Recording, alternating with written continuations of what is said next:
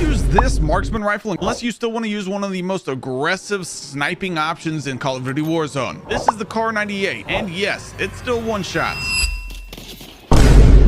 And since sniping is definitely all the way back, we're going to give you the best loadout for it. For this Kar 98, I'm using the range collar optic. You can use whatever sight makes you comfortable. I just really like using the OG Kar 98 reticle. Then we're rocking the Suppressor L muzzle. This will give you a maximum buff in bullet velocity and damage range. We're going to use the Precision Long Barrel. This will help maximize that bullet velocity and damage range buff. Then we're going to rock the Razorhawk Laser Light. This will give you a really big buff to the aim walking steadiness, tac stance spread, but most importantly, the sprint to fire speed and aim down sight speed. Then we're going to rock the high grain rounds, and some people still use the high velocity rounds, but you need to be using the high grain rounds. Here's why. The high grain rounds give a bullet velocity buff. They also give a damage range buff. And that's where this is the most important. With the high velocity ammo, you only get the bullet velocity buff, even though it is a 20% buff, which is more than the high grain rounds. But the high velo ammo doesn't give that damage range buff. The high velocity rounds only one shot headshot at 55.5 meters, where the high grain rounds one shot at 67.1 meters. It gives you more than 12 extra meters on your one shot headshots.